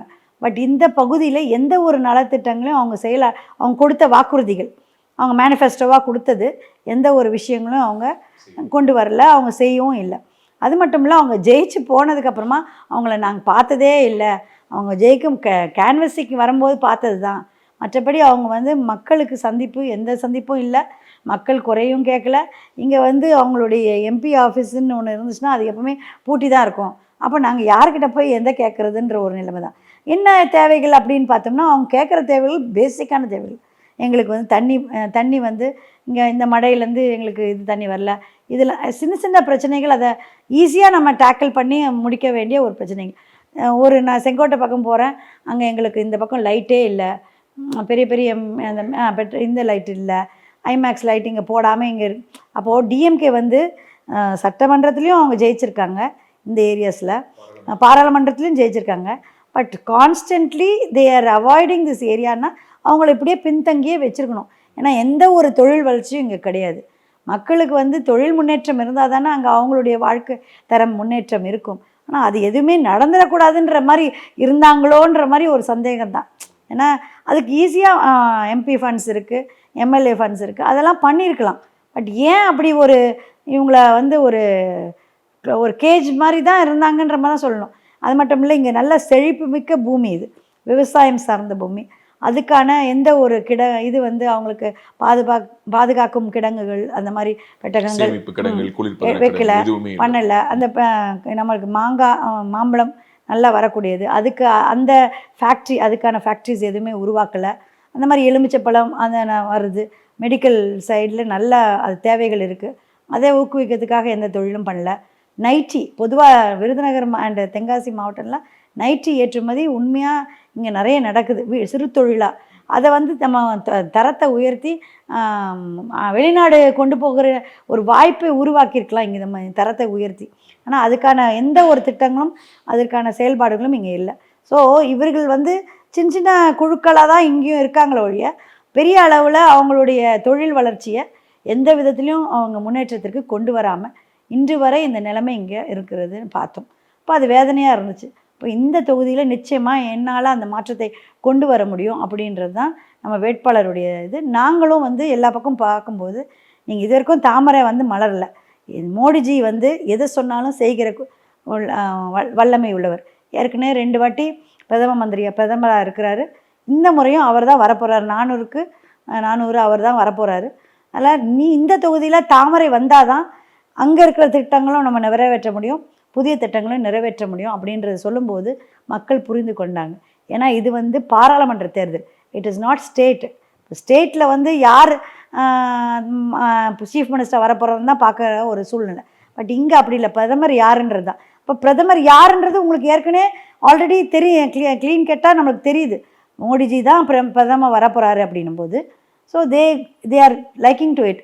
ஏன்னா அங்கே வந்து டிஎம்கேல யார் பிரதமர்னால் அங்கே இல்லை, ஏடிஎம்கேல யார் பிரதமர்னால் அதுக்கும் இல்லை. ஸோ அந்த இதை நம்ம தெளிவுபடுத்தும் போது there was a great change in the minds of all people. Okay, நிறைய பிரச்சாரங்களுக்கு நீங்களும் களத்துக்கு போறீங்க. நான் வந்து குழுவாக போய் பார்த்தேன், மக்களை போய் அவங்கவுங்க வில்லேஜில் போய் நான் இண்டிவிஜுவலாக பார்க்குற மாதிரி. இப்போ சார் வந்து ஆல் ரோடு பிரச்சார வண்டியில் நான் வந்து மக்களை கம்யூனிட்டியாக இல்லை, இட் இஸ் ஆல் கம்யூனிட்டி. எங்கெங்கே நம்மளை விரும்புவாங்க போகணுமோ அப்படி அந்த பெல்ட்ஸில் அது டிகேவி திரேவேந்திர குல வேளாளர் மக்களை சந்திச்சிருக்கேன், ஒரு சில இடத்துல மற்ற கம்யூனிட்டி நாடார் கம்யூனிட்டி, சமூகங்களை சேர்ந்தவங்க ஆமாம், ஏன் நாடார் கம்யூனிட்டியை பார்த்துருக்கோம். அப்போ அந்த மாதிரி மற்ற கம்யூனிட்டி, பிள்ளைமார் கம்யூனிட்டி பார்க்குறோம். ஸோ எல்லா பக்கத்துலேயும் ஒரு மாற்றம் இந்த தொகுதிக்கு வேணும். அதை தான் சொல்கிறேன். நான் எப்போ 2001 சார் வந்து டிஎம் நம்ம எக்மோரில் நிற்கும் போது என்ன ஃபீல் ஆனதோ அதே ஃபீல் தான் நான் இன்றைக்கு அதை பார்க்குறேன். ஓகே, ஸோ எக்மோருடைய ரிசல்ட் வந்து 86 அப்படிங்கிற ஒரு குறுகிய அதுல ஓட்டு, வந்து அதுல ஜெயிச்சது. நிறைய விஷயங்கள்ல நடந்தது. ஆமாம், அது ஜெயிச்ச So தொகுதி. how far you are கண்டிப்பாக predicting தென்காசி? கண்டிப்பாக வெற்றியை சூடுவோம். அது அமோக வெற்றியாக அது மாறும் அப்படின்றது தான் நான் இப்போவே வெற்றி பெற்றதுன்றதான் நான் எங்களுடைய கணிப்பின்படி. நிச்சயமாக அது அமோக வெற்றியாக மோடிஜி அவர்களுக்கு நாம் சமர்ப்போம் அப்படின்றது தான் எங்களுடைய இது. இந்த நேரத்தில் நான் சொல்லிக்கொள்ள விரும்புகிறேன். ஏன்னா தாமரை நிச்சயமாக இங்கே மலரும், அதில் எந்த மாற்றமும் இல்லை. அதே மாதிரி கிரவுண்ட் லெவலில் நல்லாவே ஒர்க்கர்ஸ் வந்து நல்லாவே ஒர்க் பண்ணிக்கிட்டு இருக்காங்க. நல்லா ஃபார்ம் அண்ட் ஸ்ட்ரக்சர் ரொம்ப நல்லா அழகாக கொண்டு போயிருக்காங்க. பிஜேபி ஒர்க்கர்ஸ் வந்து அந்த ஸ்ட்ரக்சர் வைஸில் ரொம்ப க்ளீனாக, அது நாங்கள் எதிர்பார்க்கல. ஆக்சுவலி திராவிட கட்சிகள் நாங்கள் பார்த்துருக்கோம். இது வரைக்கும் பிஜேபியில் வந்து எப்படி அமைப்புகள் கரெக்டாக இருக்குமா இல்லை மேலோட்டமாக தான் இருக்குமா அப்படின்னு நினச்சோம். But when we came down we itself ஒரு இதாக வண்டராக பார்த்தோம். அடி தட்டிலேருந்து கரெக்டாக பில்டப் பண்ணி இப்படி தான் இருக்கணும் ஒரு கட்சியில், அப்போ தான் அந்த செயல்பாடுகள் கரெக்டாக ஒவ்வொரு ஸ்டேஜுக்கு அவங்களுக்கு செய்ய முடியும் அப்படின்றதுல நல்லாவே ஸ்ட்ரக்சர் பண்ணியிருந்தாங்க. And other organisations are also working பேக்குன்ற போது great support in all sides. இல்லை, பொதுவாக ஒரு விமர்சனம் என்ன வைக்கிறாங்க அப்படின்னா, நீங்கள் சொன்னதே தான், 2 பெரும் தலைவர்களாக 2 கட்சிகளை நடத்திக்கிட்டு இருக்காங்க, ஒரே சமூகம் சார்ந்து இயங்குறாங்க. அந்த 2 பேரையும் மோத வைக்கக்கூடிய ஒரு அரசியலை பாஜக, திமுக எப்படி தேவேந்திர குல வேளாளர்களை பிளவுபடுத்துகிற ஒரு அரசியலை காலகாலமாக பண்ணிச்சோ அதே விஷயத்தை இப்போ பாஜகவும் அதிமுகவும் பண்ணுறாங்க. 2 பெரும் தலைவர்களை வந்து சமூகத்தினுடைய அடையாளங்களாக இருக்கிற முகங்களை மோத வைக்கிறது கூட ஒரு அரசியல்னு சொல்கிறாங்க. அதை நீங்கள் எப்படி பார்க்குறீங்க? இல்லை, அது நம்ம சொல்ல முடியாது. பிகாஸ் கான்ஸ்டியூஷனில் யாரும் எங்கே நிற்கலான்னு ஒன்று இருக்குது. அது மட்டும் இல்லை, நம்ம தென்காசியை கேட்டு அதுக்காக இது பண்ணிகிட்டு இருக்கோம். 2 இயர்ஸ் பிஃபோரே இங்கே அவருடைய பிறந்தநாள் நிகழ்வில் நம்ம நலத்திட்ட உதவிகள் பண்ணோம் தென்காசியில். அன்றைக்கு இங்கே அனௌன்ஸ் பண்ணோம், நிச்சயமாக நான் வந்து தென்காசியில் பார்லிமெண்ட் எலெக்ஷனில் நிற்பேன் உங்களுடைய ஆதரவோடு அப்படின்றத அன்றைக்கு சொல்கிறோம். அதன்படி எங்களுடைய ஒர்க்கும் அதில் இருந்துச்சு. பட் ஏர்லியர் பிஜேபி சைட்லேருந்து எங்களுக்கு அனௌன்ஸ் பண்ணது, சாருக்கு வந்து தென்காசின்னு சொன்னது முதல் முறையாக நாங்கள் தான், எங்களுக்கு தான் அது சொல்லப்பட்டது. அதுக்கப்புறம் அவர் கிருஷ்ணசாமி அவங்க புதிய தமிழகத்துக்கு வந்து ஒரு சீட்டுன்னு தான் பண்ணாங்களே ஒழிய எந்த தொகுதின்லாம் இல்லை. அந்த ஒரு எங்களுக்கு அறிவிக்கப்பட்டது பிறகு தான் அவங்களுக்கு வந்து ஆமாம், அது மேபி அது அவங்கள தான் கேட்கணும் ஏன் அப்படி போட்டின்னு. பிகாஸ் 2019 வந்து when it was given to him we worked for him, we didn't have that kind of இது. சரி, நம்மளும் ஒரே கம்யூனிட்டி தானே, அவர் என்னன்னா நம்ம நின்னா அப்படின்றது தான் நம்ம போனோம். பட் ஆஃப்டர் தட் நைட் இப்போ எவ்ரி டைம் வீ கேனாட் கிவ், ஒரு வாய்ப்பு வரும்போது நம்ம தட்டி இது பண்ண முடியாதுல்ல, நம்ம வேண்டாம். ஆமாம், ஸோ திஸ் டைம் நம்மளுக்கு ஆனால் ஏன்னா மக்களும் அதை விரும்புகிறாங்க, நீங்கள் தான் நிற்கணும் இந்த வாட்டி எப்படியாவது கேட்டு வாங்கினேன்னு ஒரே நம்ம சைட்லேருந்து எல்லா சைட்லேருந்தும், not only from its TKV community but also from other communities. குறிப்பாக சொல்லணும்னா தேவர் கம்யூனிட்டிலேருந்தே நிச்சயமாக நீங்கள் நின்னீங்கன்னா நாங்கள் உங்களுக்கு சப்போர்ட் பண்ணுவோன்ற அந்த வாக்குறுதிகள் ஏர்லியராகவே நாங்கள் கேம்பெயினுக்கு வரதுக்கு முன்னாடியே எல்லாருடைய இது சப்போர்ட்டும் இருந்துச்சு. அதை நாங்கள் பார்த்தோம் கேம்பெயினில். ஓகே, களத்தில் பிஜேபி அண்ட் அலையன்ஸ் பார்ட்டிஸோட சப்போர்ட் நீங்கள் ஏற்கனவே சொல்லிட்டீங்க, பிஜேபி ஸ்ட்ரக்சரலாக ஸ்ட்ராங்காக இருக்காங்கன்னு. பட் அவங்களுடைய மாவட்ட தலைமைகள் மற்றும் கூட்டணி கட்சி, குறிப்பாக கூட்டணி கட்சி பற்றி சொல்ல முதல் நாள்ல இருந்தே அமமுகவினருடைய, ஆமாம், இங்கே கூட்டணி கட்சி வந்து அம்மா நம்ம டிடி அண்ணனுடைய அமமுக கட்சி வந்து பலமாக இருக்குது. ஏன்னா அவங்க தேர்தல்களை சந்திச்சிருக்காங்க. 2019 அவங்களுடைய ஒரு வேட்பாளரை நிறுத்தி கிட்டத்தட்ட 1 லட்சம் ஓட்டு வாங்கியிருக்காங்க. ஆமாம் ஆமாம். அப்புறமா எல்லாம் இந்த 2021 இண்டிவிஜுவலாகவே ஒவ்வொரு constituency MLA constituent they have got கணிசமான ஒரு ஓட்டுகளை வாங்கியிருக்காங்க. ஸோ அதுவும் வந்து 1,30,000 வரைக்கும் போகுது நம்ம மொத்தமாக கூட்டி பார்க்கும்போது. So they have a base.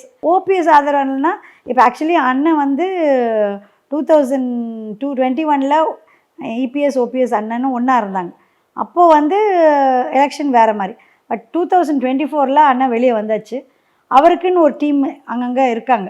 They are அமைப்பாக இருக்காங்க. அவங்க இன்னும் அரசியல் கட்சியாக இன்னும் அது இதாகல. பிகாஸ் அண்ணன் வந்து இஸ் அன் ஏடிஎம்கே அப்படின்றது தான் அவருடைய இது இருக்குது. ஸோ ஆதரவாளர்கள் தொகுதி முழுதான் இருக்காங்க. 2 பேருமே பலமாக இருக்கின்ற ஒரு கட்சியாக எங்களோடு பயணிக்கிறது வந்து எங்களுக்கு ஆடட் பெனிஃபிட்டாக இருக்குது. அப்போ தேவேந்திர குல மக்கள் நம்ம தமிழக மக்கள் முன்னேற்றக் கழகம் சார்பாக இருக்கின்ற அவர்களும் வந்து சப்போர்ட்டிவாக ஏற்கனவே ஒர்க் பண்ணிகிட்ருக்காங்க, அவங்களும் சப்போர்ட்டிவாக இருக்காங்க. நாடார் சமூகம் என்னுடைய பங்களிப்பினால் அவர்களும் உறவின் முறையில் எப்போவுமே அண்ணன் தம்பி உறவுகளை தான் நாங்கள் இருக்கோம். அதில் எந்த மாற்றமும் இல்லை. ராக்கெட் ராஜாவாக இருக்கட்டும், ஹரி நடராஜனுக்கும் எல்லாருமே நல்ல ஒரு குட் புக்ஸில் தான் நாங்கள் ட்ராவல் பண்ணிகிட்ருக்கோம். எங்களுக்கு இல்லை எந்த வேறுபாடுகளும் எந்த கருத்து வேறுபாடுகளும் இல்லை.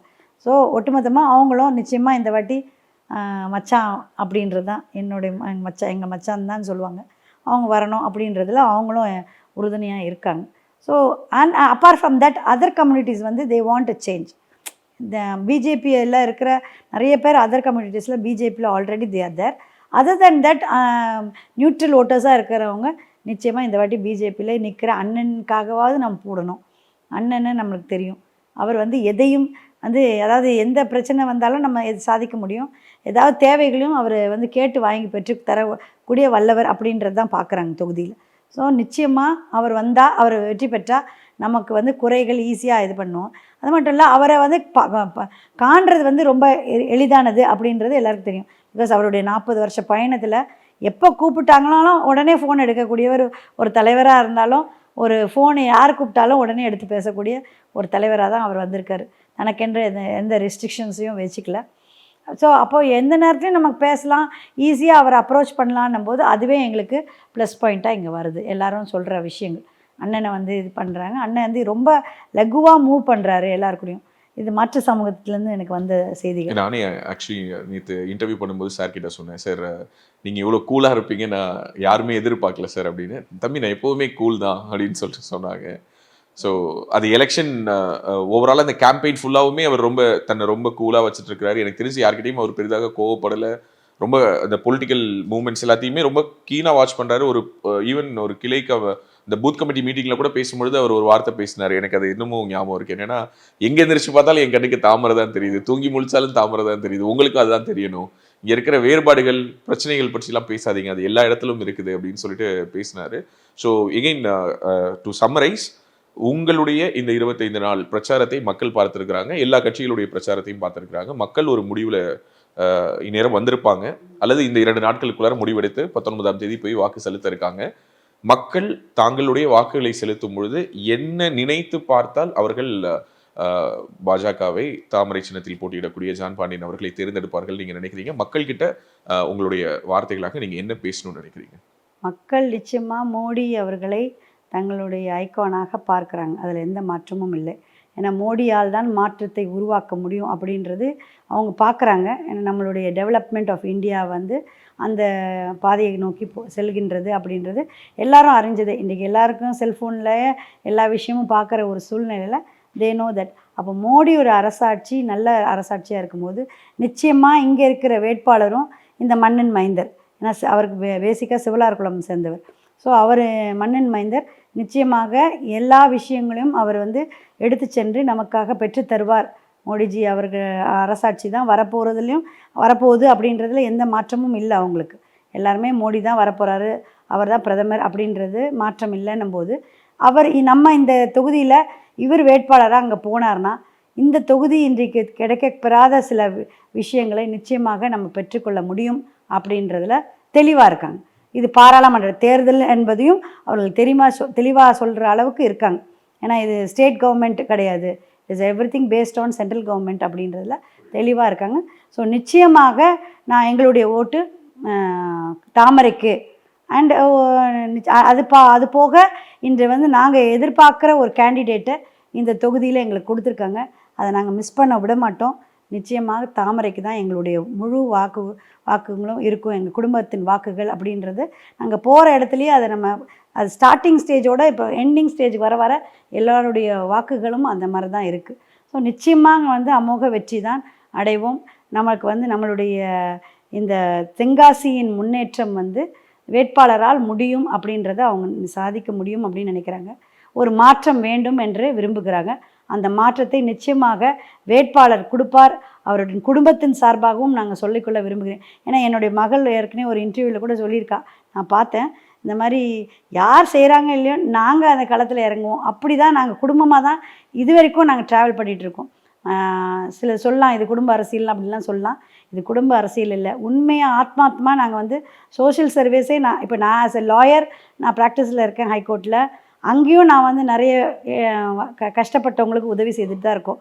ஸோ தேவைகள் எங்கெங்கே நெசசிட்டி அரைசஸ், நான் வந்து பெரிய லாயர் அப்படின்லாம் இல்லை, but I work for them as a pro bono மாதிரி. அவங்கக்கிட்டேருந்து எவ்வளோ கேட்கணும் அப்படின்னு டிமாண்ட் பண்ணிலாம் நம்ம வாங்குறது இல்லை. இது பண்ணுறாங்களோ எக்ஸ்பென்சஸ் மட்டும் வாங்கிட்டு அந்த கேஸுகளை நடத்தி கொடுக்குற ஒரு சுச்சுவேஷனில் தான் பண்ணிட்டு. ஸோ ஐ ஆம் doing social service in that range. அது போக மக்கள் பணியில் நாங்கள் வந்து எல்லாருமே சேர்ந்து தான் பயணிச்சுட்டு இருக்கோம். என் டாட்டரும் ஷீஸ் மகளிர் அணி தலைவியாக இருக்கா. பையன் வந்து இளைஞர் அணி. ஆமாம், டாக்டர்ஸ். அவங்க ரேடியாலஜிஸ்ட் 2 பேருமே. ஸோ ஃபேமிலியாக இப்போ வந்து சேர்ந்துருக்கிற மருமகனும் is also doctor. Is looking after IT விஷயங்கள். ஸோ குடும்பமாக ஒரு டெவலப்மெண்ட் ஆஃப் தி சொசைட்டி அப்படின்ற கான்செப்டில் தான் நாங்கள் ஒர்க் பண்ணிகிட்ருக்கோம். அண்டு காலேஜ் மூலமாகவும் நாங்கள் அதை தான் கொண்டு போகிறோம். புவர் அண்ட் நீடிக்காக தான் we give hands to them. So are work and everything is still that வந்து we are working for the downtrodden people, for the needy people. இதுதான் நிச்சயமாக இந்த தொகுதியிலும் வெற்றி பெற்றவுடன் நம்மளுடைய தொகுதிகளின் தேவைகளை பூர்த்தி செய்வதற்காக நாங்கள் இருக்கின்றோம் என்பது தான் எங்களுடைய மேனிஃபெஸ்டோலேயே நாங்கள் ஒரு பின்னாடி வந்து ஒரு ஸ்கேன் பண்ணுற மாதிரி ஒரு இது கொடுத்துருக்கோம். அதில் என்னென்னா ஸ்கேன் பண்ணிங்கன்னா ஒரு அப்ளிகேஷன் வரும். அந்த அப்ளிகேஷனில் உங்கள் பகுதியில் என்ன பிரச்சனைகள் இருக்கோ அந்த பிரச்சனைகளை தயவுசெய்து எங்களுக்கு உங்களோட அப்ளிகேஷனில் இது பண்ணி எங்களுக்கு அனுப்புங்க. டவுன்லோட் பண்ணி அந்த அப்ளிகேஷனை ஃபில்அப் பண்ணி எங்களுக்கு அனுப்புங்க. நிச்சயமாக அந்த வெற்றி பெற்று இந்த தொகுதிகளில் வெற்றி வேட்பாளராக நாங்கள் வரும்போது இந்த காரியங்களெல்லாம் நாங்கள் 1 by 1 கண்டிப்பாக நிவர்த்தி செய்வோம். இட் இஸ் நாட் தட் மனுவை போடு நான் வந்து ஜெயிச்சதுக்கப்புறமா பார்த்துக்கிறேன்றது கிடையாது. அந்த மனு பெட்டிகள் எங்கே போச்சுன்னு எங்களுக்கு தெரியாது. பட் எங்களை பொறுத்த மட்டும் கொடுக்கப்படுகிற வாக்குறுதிகள் நிறைவேற்றப்படுகின்ற வாக்குறுதிகளாக மட்டும்தான் இருக்கும் ஒழிய பொய்யான வாக்குறுதிகளை கொடுக்கின்றவர்கள் நாங்கள் அல்ல அப்படின்றது குடும்பமாக ப்ரூவ் பண்ணணுன்றது தான். குடும்பமாக களத்தில் இறங்கியிருக்கோம், குடும்பமாக மக்களை சந்திச்சிருக்கோம். கூடிய மட்டும் எல்லா பகுதியும் போகணும்னு தான் ஆசை. ஆனால் டைம் ஃப்ரேம் வந்து ரொம்ப லிமிட்டடாக இருக்குது. ஆமாம், எல்லாரும் எல்லா பகுதிக்கும் வரணும். நீங்கன்ட்டு குடும்பத்தை தான் சொல்கிறேன். மகளை அனுப்புங்க, நீங்கள் வாங்க, தம்பி அனுப்புங்க அப்படின்னு தான் எல்லா பக்கத்துலேருந்தும் வரவேற்பு நல்லா இருக்குது. வர முடியறவங்க நாங்கள் வந்துடுறோம், வர முடியாட்டாலும் ஜெயிச்சு உங்களெல்லாம் கண்டிப்பாக சந்திப்போம் அப்படின்னு தான் நம்ம எல்லா பக்கமும் சொல்லிகிட்ருக்கோம். நிச்சயமாக மக்கள் எங்களுக்கு அமோக வெற்றி அடைய எங்களுக்கு ஆதரவை கொடுத்துருக்கிறார். இப்போவே நிச்சயமாக வாக்குகளை நமக்கான வாக்குகளாக தாமரை சின்னத்தில் வாக்களிப்பார்கள் என்று நம்புகிறோம். நிச்சயமாக வெற்றி பெறுவோம் அப்படின்றத இந்த வேலைக்குறிக்குள்ள விரும்புகின்றேன். ரொம்ப ரொம்ப நன்றி. இவ்வளோ நேரம் ஒரு மிக நீண்ட ஒரு நேர்காணல், அதுவும் ஒரு ஆஃப்டர் எ வெரி லாங் டே, அதுக்காக எங்களுக்காக நேரம் ஒதுக்கி பேசுனீங்க. உங்களுடைய நல்ல நோக்கங்கள் நிறைவேற எல்லாம் வல்ல இறைவனும் இயற்கையும் துணை நிற்க என்னுடைய வாழ்த்துக்களும் பிரார்த்தனைகளும். நன்றி நன்றி. இந்த வேளையில் வாக்காளர்கள் அனைவரும் ஒட்டுமொத்தமாக வாக்களிக்க வேண்டிய சின்னம் தாமரை சின்னம் என்று அனைவரின் சார்பாகவும் கேட்டுக்கொள்கிறேன். ஆகவே வெற்றி பெறுகின்ற சின்னம் தாமரை சின்னம் என்பதை இந்த வேளையில் ஆணித்தரமாக சொல்ல விரும்புகிறேன். ஆகவே உங்களுடைய வாக்குகளை அனைவரும் தாமரை சின்னத்துக்கு வாக்களிக்க வேண்டும் வேண்டும் என்று கேட்டுக்கொள்கிறேன். இந்த நிகழ்ச்சியிலே நீங்கள் அருமையாக கேட்ட உங்களுக்கு ரொம்ப நன்றி. உலக தமிழ் சொந்தங்களுக்கு வணக்கம். நான் ராஜவேல் நாகராஜன். பேசு தமிழா பேசு வலையொலியுடைய வளர்ச்சிக்கு நீங்களும் உறுதுணையாக இருக்கணும்னு நினச்சிங்கன்னா இந்த வீடியோடைய டிஸ்கிரிப்ஷனில் இருக்கக்கூடிய ரேசர் பே லிங்கை கிளிக் பண்ணுங்கள். அந்த லிங்க்கில் போயிட்டு உங்களுக்கு விருப்பமான தொகையை பேசு தமிழா பேசுவனுடைய வளர்ச்சிக்கு உங்களுடைய பங்களிப்பாக நீங்கள் கொடுக்கலாம். நன்றி, வணக்கம்.